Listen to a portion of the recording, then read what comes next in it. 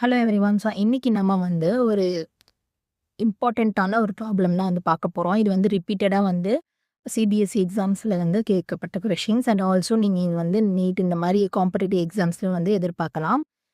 இது வந்து எலக்ட்ரிசிட்டி டாபிக்லேருந்து வர கொஷின்.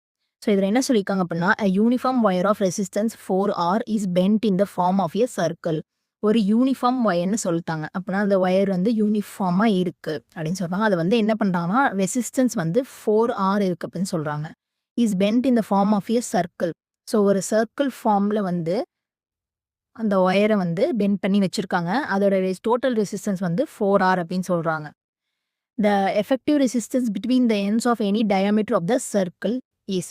இங்க நம்ம வந்து எஃபெக்டிவ் ரெசிஸ்டன்ஸ் வந்து கண்டுபிடிக்கணும். Between the ends of any diameter of the circle. எந்த டயாமீட்டர் அப்படின்னா டயாமீட்டர் சொல்றாங்க அப்படின்னா, ஒரு சர்க்கிளை வந்து 2ஆ டிவைட் பண்ணாதான் அது வந்து நமக்கு டயாமீட்டர் அப்படின்னு கிடைக்கும்.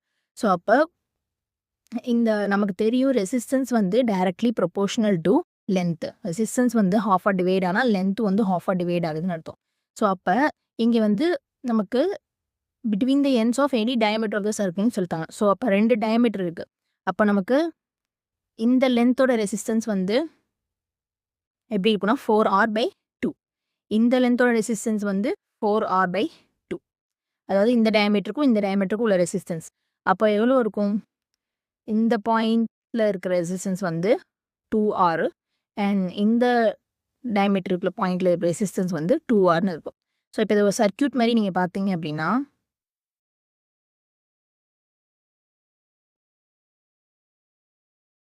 இப்படி இருக்கும். இங்கே 2R இங்கே 2R இது ரெண்டுமே வந்து பேரலாக கனெக்ட் ஆகிருக்க மாதிரி இருக்கு. Because both are joining at 2 ends. இப்போ இது ஒரு இதோட எஃபெக்டிவ் ரெசிஸ்டன்ஸ் கண்டுபிடிக்கணும். இது ரெண்டுத்துக்குமே வேல்யூ என்னது 2R தான். இது வந்து ஈக்குவலன்ட் ரெசிஸ்டன்ஸ். அப்போ ஈக்குவலன்ட் ரெசிஸ்டன்ஸோட ஃபார்முலா என்ன? R equivalent equals to R1 R2 divided by R1 plus R2. இங்கே நமக்கு R1 என்னது 2R தான் and R2 2R divided by 2R plus 2R.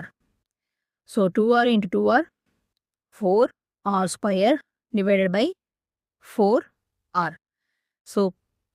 அதை கேன்சல் பண்ணோம்னா நமக்கு R கிடைக்கும். எஃபெக்டிவ் ஈக்குவலன்ட் ரெசிஸ்டன்ஸ் வந்து எவ்வளோ அப்படின்னா R. Answer B is the correct answer. Thank you.